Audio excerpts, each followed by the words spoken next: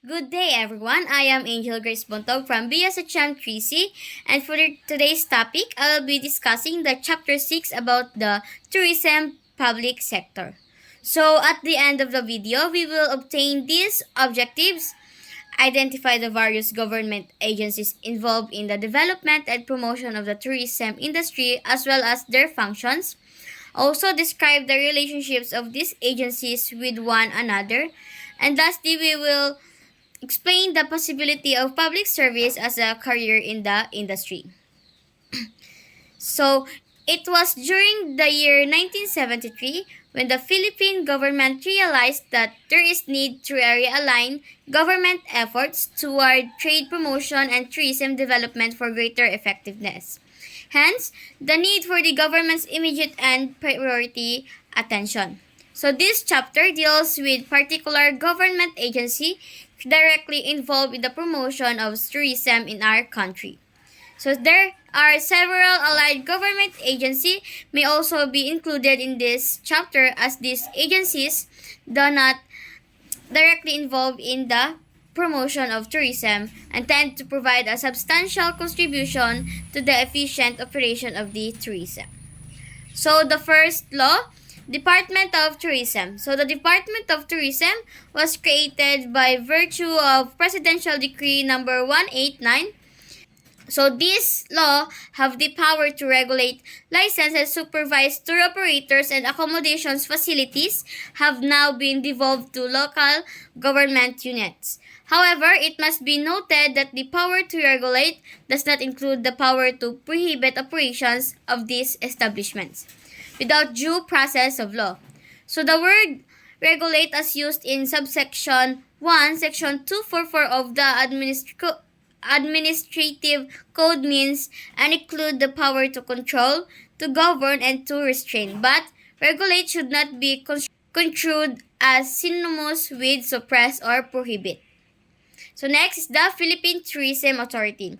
So the functions of the Philippine Tourism Authority are follows. First, to implement policies and programs of the Department of Tourism pertaining to the development, promotion, and supervision of tourism projects in the Philippines. Next is to promote the development into integrated resort complexes of selected and well-defined geographic areas with potential tourism value, known otherwise as tourist zones. And next is to extend all forms of assistance to private enterprise in undertaking tourism projects and to undertake for its own account or in joint venture with the private sector the operation and maintenance of essential tourist facilities which private enterprise alone is not prepared or willing to undertake. And to ensure availability of land at reasonable prices or rental rates for private investors in hotel and other tourist facilities. Also to coordinate, assist, and implement tourism-related plans or operations of local government, governmental agency, public corporations, and where clearly necessary and feasible, those of private entities so as to make possible the accelerated and balanced growth and development of tourism in the Philippines, which is responsive to the needs of targeted travel markets here and abroad. Next is the Intramuros administration. So for 400 years, Intramuros has been a priceless heritage of the past for the city of Manila and a major historical landmark of the Philippines. So in order to preserve and enhance the historical value of Intramuros, a national historical consciousness program demands its restoration, development, and maintenance, and for this purpose. So the IA shall be responsible for the orderly restoration and development of Intramuros as a monument of the Hispanic period of Philippine history.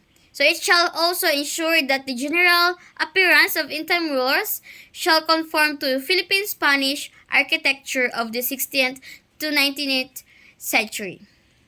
So the Intramuros administration has been one government agency that has been in the news on many occasions due to the call for development and need to preserve historical places.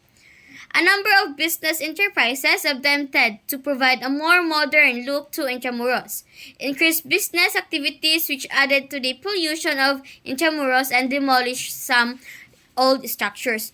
But IA has been quite strict at times, especially when civil society exerts the needed pressure. Next is the National Parks Development Committee. So the NPDC was created on January 14, 1963 to develop and manage national parks, including the Quezon Memorial, Luneta, and Rizal Park. So its main objective is to provide fully developed and well-maintained parks for the Filipinos, promoting wholesome recreation and socio-cultural education. Next agency is the National Historical Institute. So the NHI is responsible for preserving, restoring, and reconstructing national shrines, monuments, and landmarks as declared in Presidential Decree number 260 dated August 1, 1973. Next is the Philippine Convention and Visitors Corporation. So this is a non-profit government corporation attached to the Department of Tourism, tasked with promoting the country as an ideal tourism, convention, and incentive travel destination. So the Bangko Sentral ng Pilipinas, Presidential Decree number 520, issued on July 23, 1974, empowers the Bangko Sentral ng Pilipinas to organize a corporation which will manage and administer the Philippine International Convention Center. Next is the National Economic Development Authority, or the NEDA. So the NEDA is the country's independent economic development and planning agency. National Center for Culture and Arts, or the NCCA. It formulates policies for the development of culture and the arts, coordinates and implements overall policies and programs, and administers the National Endowment Fund for Culture and the Arts. And the other agency are the Philippine Convention and Visitors. Next is the Philippine Amusement and Gaming Corporation, or the PAGCOR. It centralizes and integrates games of chance. Next is the Department of Environment and National Resources.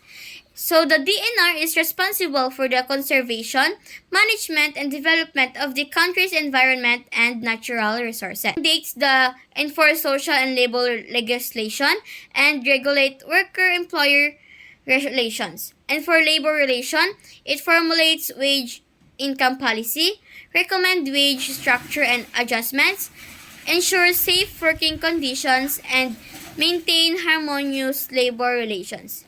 And the key functions of it is to formulate policies for manpower development, recommend legislation for labor force improvement, protect and promote citizens' employment interests, and regulate allied employment. For the dispute settlement, it promotes collective bargaining and ensure fair settlement of labor disputes. Next agency is the Department of Public Works and Highways. So the DPWH is responsible for infrastructure development and ensuring safety and quality in public works and highways. Next is the DOTC, or the Department of Transportation and Communication. It is the primary agency for promoting and regulating transportation and communication system.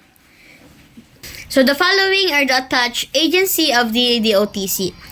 The Land Transportation Office, the Land Transportation Franchising and Regulatory Board, the Maritime Industry Authority, Air Transportation Office, Civil Aeronautics Board, Metro Rail Transit Corporation, Light Rail Transit Authority, and Philippine National Railways.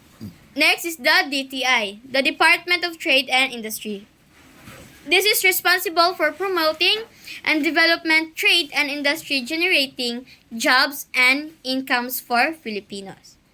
Next is the Philippine Economic Zone Authority, or the PEZA. So it promotes investments, creates employment, and generates exports by managing special economic zone. Next, the Board of Investments, or the BOI. So the BOI promotes investments, job creation, and economic growth by providing incentives and support to businesses. Next is the Department of Foreign Affairs. So the Department of Foreign Affairs promotes and protects the Philippines' interest abroad, or the OFW. Next is the Department of Interior and Local Government, which assists the President in supervising local governments and promoting local autonomy. And the Bureau of Food and Drugs. So this ensures the safety and quality of food, drugs, and other products. Next, the Bureau of Customs. So the Bureau of Customs collects revenue, prevents smuggling, and enforces customs law. And the Philippine Coast Guard. So the Philippine Coast Guard enforces maritime laws, protect the environment, and ensures public safety. And the Professional Regulatory Board for Customs Brokers. So this regulates the customs brokerage profession. Next is the TEZA, or the Tourism Enterprise Zone Authority. So it promotes tourism, regulates tourism enterprises, and grants incentives. So lastly, the Nayong Filipino Foundation. So the Nayong Filipino Foundation promotes Philippine culture, arts, and heritage. So the policy-making body of the Nayong Filipino shall be the Board of Trustees, composed of a chairman and 8 members to be appointed by the President for a term of 1 year. So the chairman and members shall be persons genuinely interested in the promotion of the purposes and objectives of the foundation. So that's all for the chapter 6, and thank you.